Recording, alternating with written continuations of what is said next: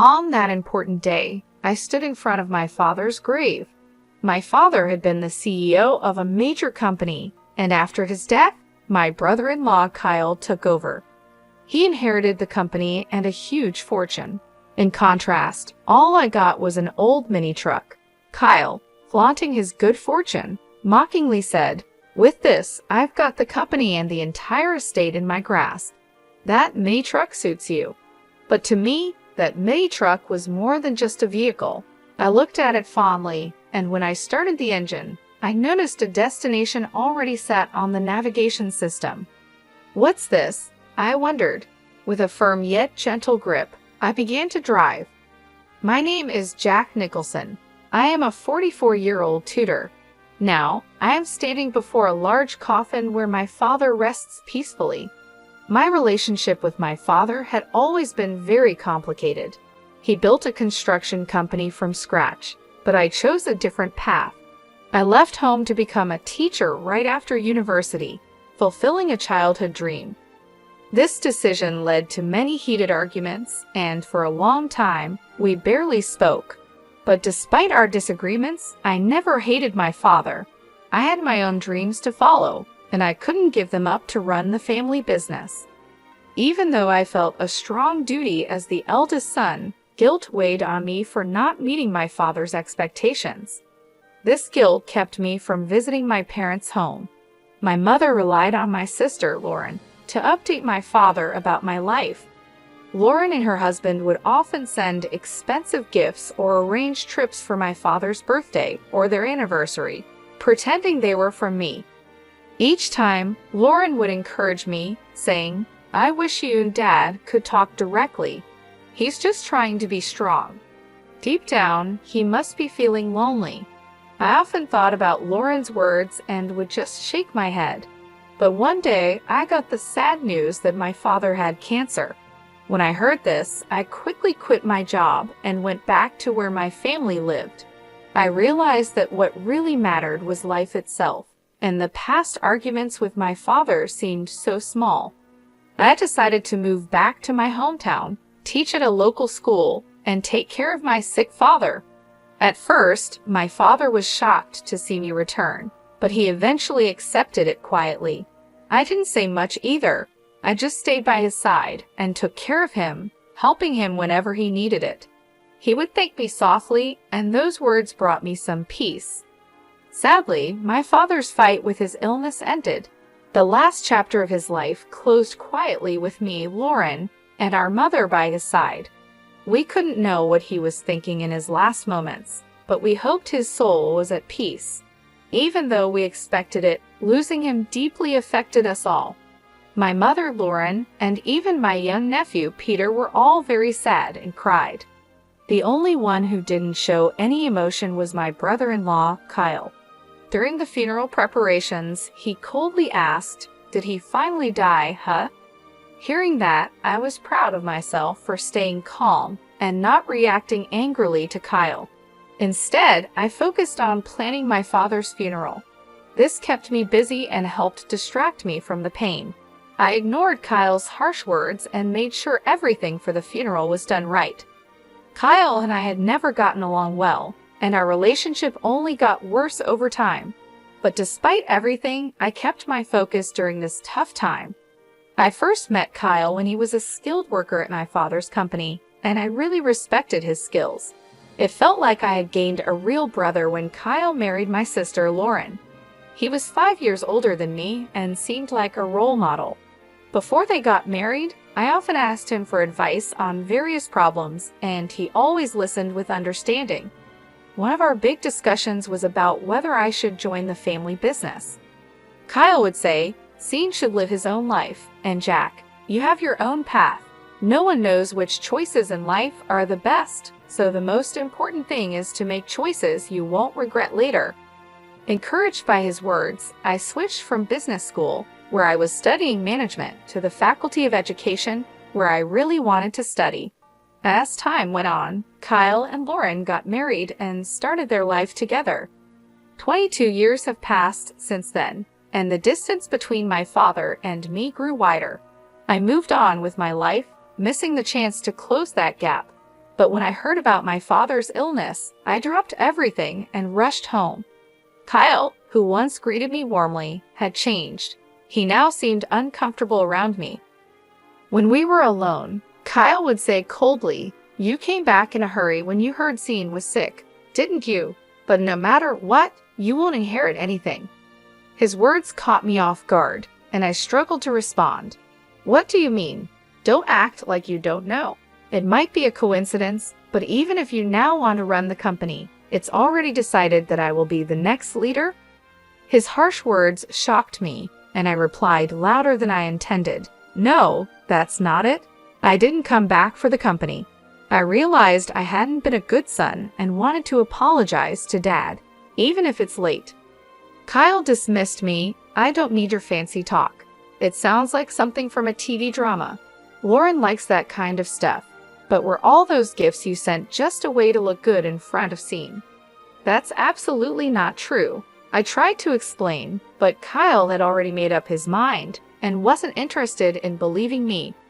His words also seemed like a slight against Lauren, and for the first time, I felt a deep divide between us. Ever since that incident, I started to feel really upset with Kyle. He began to mock me openly. "No matter how much you try to win Sean over, that time has passed. Don't make me laugh. Go back to where you belong and take care of your troubled students," he would say. At first, I thought deeply about how I appeared to others and how they saw me. But Kyle's words showed he was more concerned about himself than our father. His behavior often seemed disrespectful to both his father-in-law and his wife, Lauren. I started to believe that Kyle had married Lauren mainly to get closer to my father's company and wealth. He rarely visited my father when he was sick and didn't help take care of him. Now, all I could do was work as hard as possible to protect the company my father, Sean, had built. Kyle always sounded polished, but he really just wanted to avoid problems. On weekends, he would go play golf, claiming it was for business. He hardly ever took care of his own son. He said he wanted his son to learn many skills to eventually take over the business, but he left all the driving and housework to Lauren. When Lauren showed a bit of unhappiness about this, Kyle would passionately take her hand and say, "I'm giving my all for Sean's sake. Now is the time to produce results by any means necessary. Let's overcome this trial together." Lauren found it hard to stand up to him and usually just nodded, even though she seemed reluctant. Kyle was good at acting like the perfect husband in front of Lauren, so it's no surprise she believed him. He showed his true self to me, probably because he thought I was like him. I eventually got used to Kyle's mocking, and it didn't bother me as much. However, when our beloved father passed away, I was heartbroken. I felt a deep sadness and emptiness. Although Kyle seemed upset about our father's worsening health, I couldn't shake the feeling that he had been waiting for this moment. This thought made me very sad and angry. After our father died, Kyle inherited most of our father's large fortune. Even though he was just a son-in-law, he had the same rights to the inheritance as Lauren and me, according to my father's will. He got most of the shares of the company and a lot of wealth. This unexpected turn of events left me speechless, even though I was my father's biological child. I had thought the inheritance would be split fairly among the three of us, but instead, Kyle got almost everything. All I received was an old mini truck that my father once loved. In public, Kyle seemed surprised, but alone with me, he laughed and said, "You came all the way from the city to this small town, took care of Sean day and night, and all you got is this little truck, huh? What an ironic end. Now the company is mine, and you're left with just this mini truck as your inheritance. It's like a comedy." As he left the room with a smirk, I felt empty inside. Holding the mini truck keys tightly, the cold metal made me face the harsh reality. But my family tried to cheer me up. "Keep your head up. Sean had his reasons. He didn't mean to upset you. That truck was something Dad always loved. It was his favorite vehicle. He surely cared about you."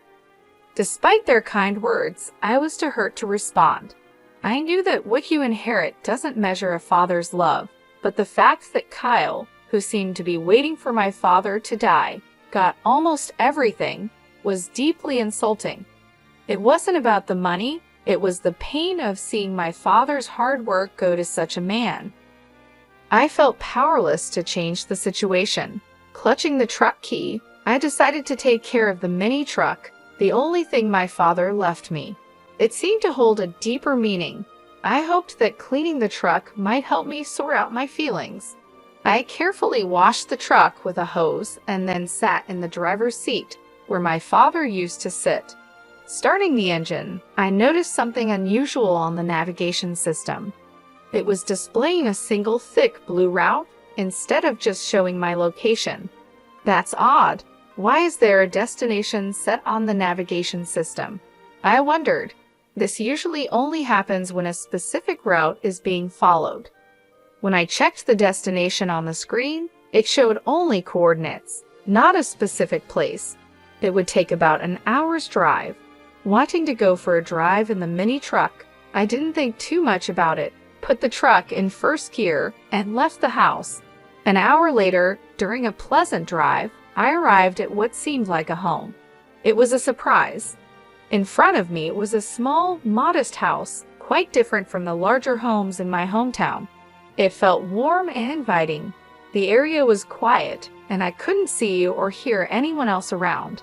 I got out of the truck and stood in front of the house, feeling a bit confused. There were no signs to indicate what this place was, but it seemed the navigation system had brought me here for a reason. With some hesitation, I rang the doorbell. As the door slowly opened, the person I saw was the last one I expected, my mom. "I've been waiting, Jack. Come in, dear," she said. "Why are you here, Mom? And how come this place was set in Dad's navigation system?" I asked. "I will explain everything, but first, come inside and relax," she replied. Following her inside, I found the interior simple yet cozy, with just the essentials. My mom made some tea and started to explain in a calm voice. "Actually, this was your father's secret hideout." A hideout? I was surprised. I've never heard about Dad having a place like this. She explained, "This place is our secret spot. We came here when we needed our own space or when we wanted some peace and quiet. If we ever had a small argument, our rule was to come here to cool off. You didn't know about it, did you?" I was stunned and deep in thought. I had no idea such a family rule existed.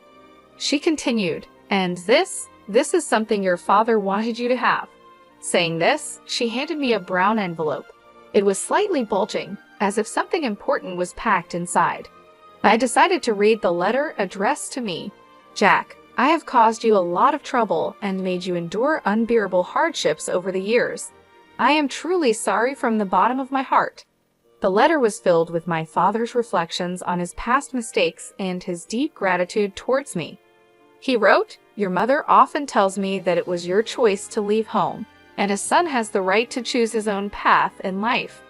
We are both stubborn, but when you came back after I fell ill, it was a wonderful surprise for me, although I couldn't express it well, because I'm not good at showing my feelings. I am deeply grateful to you for supporting and taking care of the family." This was the first time I heard such heartfelt words from my father, and it made me very emotional. The letter also mentioned Kyle. To tell the truth, my distrust towards Kyle grew over time. He's good with words and makes people feel comfortable, but I could see his true nature. I suspected his sneaky behavior around the house was his way of trying to claim ownership. I was too tired from work and taking care of you all to notice his cunning actions, but now, knowing Kyle as I do, I believe these suspicions were correct. The letter continued, "I have no intention of giving the company to you, but if something unexpected happens, I have left a significant amount of money with your mother. This is to ensure that you and Lauren will not be in need. Please accept it." After finishing the letter, I looked up at my mother. She said nothing but looked at the brown envelope. I hesitantly reached for it and checked its contents, confirming everything was in my mother's name. She began to speak firmly. If I transfer the accounts to you and Lauren's names, it would be considered a gift under tax laws. If it's mentioned in the will, Kyle might try to take it. Your father gave this money to me secretly while he was still alive to avoid Kyle's interference. Now, I want to give it to you and Lauren as a living gift. She explained this to me, but I was still trying to understand the full impact. The amount written in the account book she showed me was huge, unlike anything I could have imagined. I had never seen so much money before. It meant a lot to me that my dad had left this for me, not because of the amount, but because it showed he really cared about me, not just Kyle, who was seen as his successor. This touched me deeply. We didn't often share deep emotional words, but I knew he always cared deeply for us. I want everything I entrusted to your mother to be passed on to you as a thank you for all the gifts you've given me, and for that, I am truly grateful, he wrote. Before I knew it, tears were streaming down my face. I couldn't hold back my emotions. For a long time, I felt that my father never really understood me, but I was completely wrong. He always understood and valued me.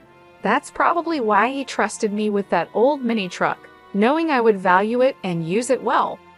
Mom, I really wish I could have done more for Dad, I said, feeling deep regret. But my mother comforted me with a gentle smile.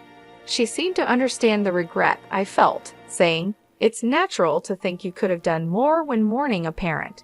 But you brought your father great joy and gave him so much love. You were his greatest pride." Hearing her words made me cry again. They also inspired me to make a firm decision. I wouldn't let the company my father built fall into the hands of someone like Kyle, who had wished for his death. I had decided to quietly resist and make a careful plan without letting Kyle know I had acquired a significant fortune. The first step was to contact the corporate executives my father had trusted to build a foundation for their support. They agreed to help, supporting my desire to carry on my father's legacy. Their reactions made it clear that my father had never spoken poorly of me.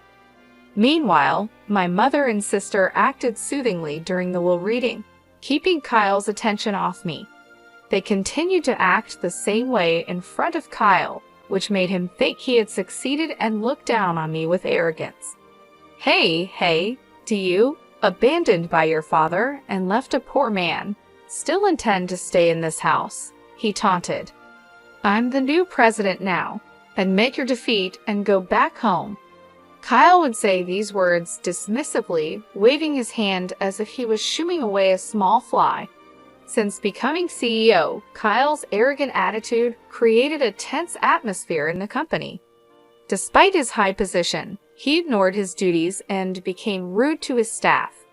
This caused a lot of problems, and many skilled employees left unhappy with his leadership. Kyle didn't question his approach and remained overly confident. "Those who can't grasp my superior vision might as well quit immediately," he would say in public, making decisions without listening to anyone else. As problems in the company increased, Kyle enjoyed spending money and living lavishly, while his passion for the business seemed to disappear. When I first met him, he seemed like a great person. He was skilled, and even my dad liked him. How had he changed so much? She cried every night, hiding her tears from the children. I couldn't just watch the company fall apart. I was quietly planning my next move. The day came when I acted.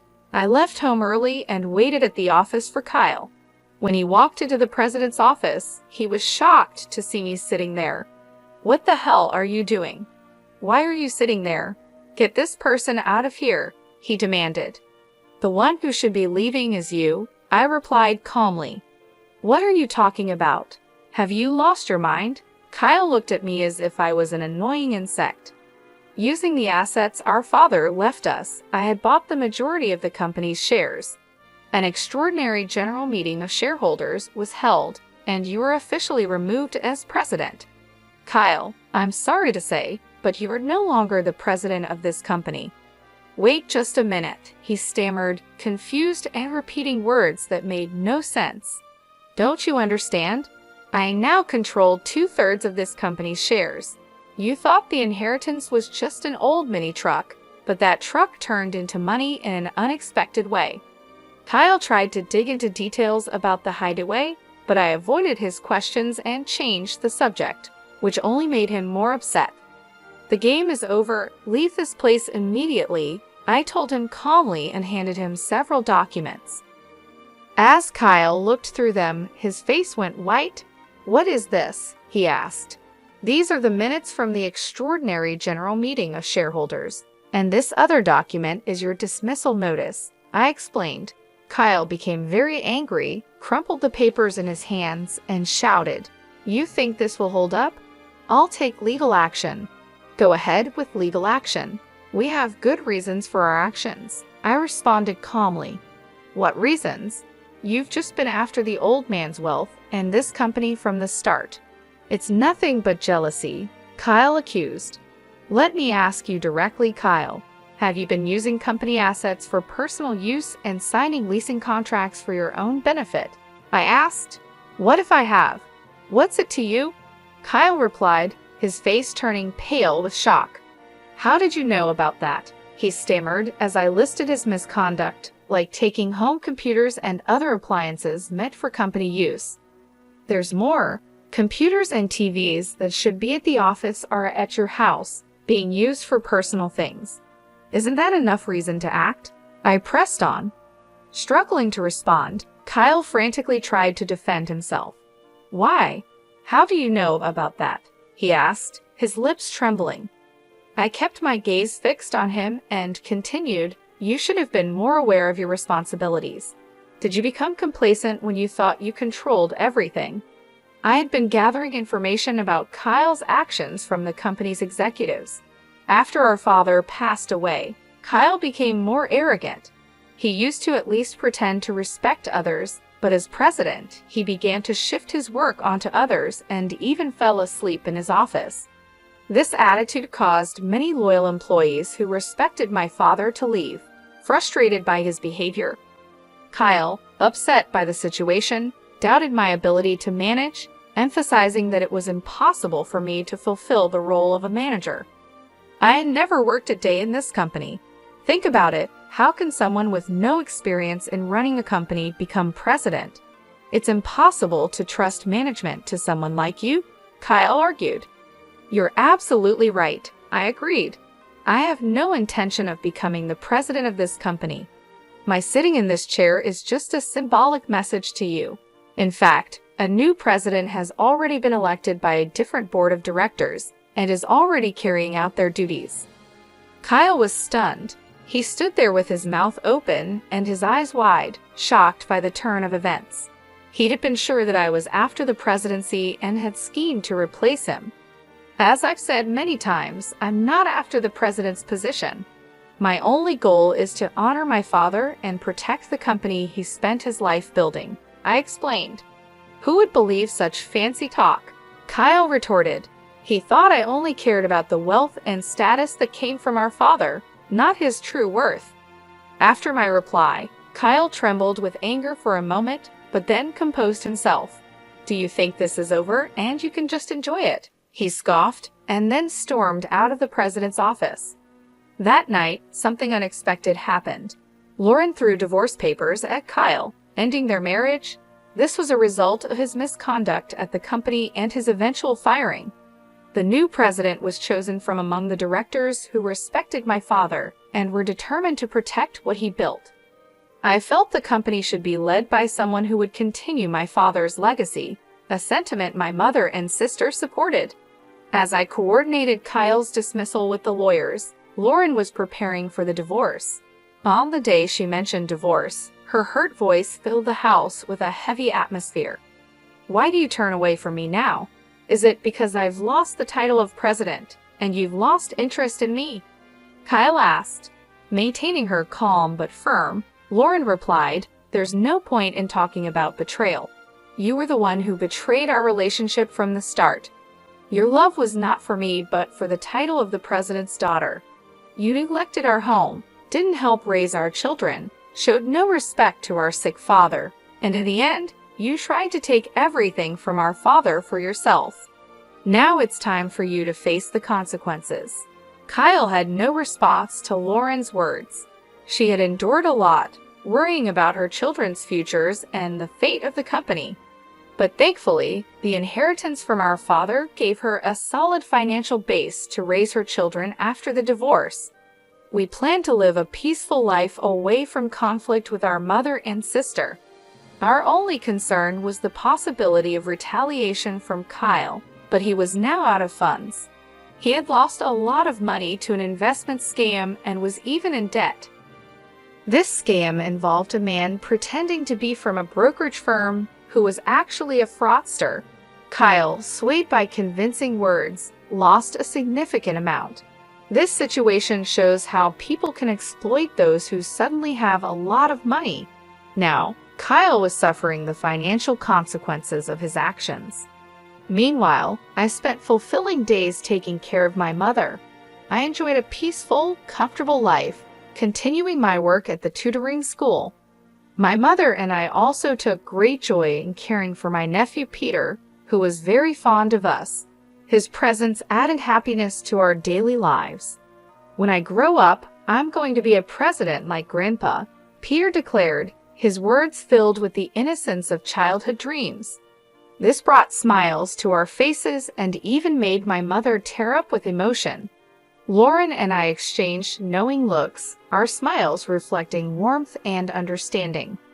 You might say that now, but I wouldn't be surprised if you want to become a teacher when you're in college. I teased him gently, reflecting on similar past statements which made everyone laugh. "But I'm not very good at studying, so maybe I won't make a good teacher," he said seriously, furrowing his brow. His earnestness made this even more endearing and prompted more laughter, this time filled with affection.